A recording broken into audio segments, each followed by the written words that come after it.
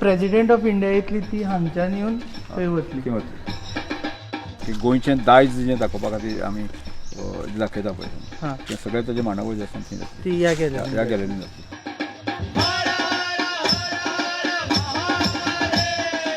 अजून मातयेची समयो करता हांगा. हांगा न्ही आमी हांगच्यान हाडली मयास म्हणजे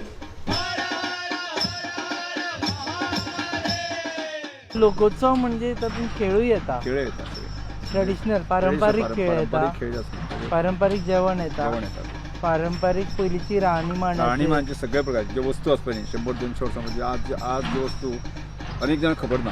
हां आज हें मोठें एक्झिबिशन जें आसा आमी म्हणटा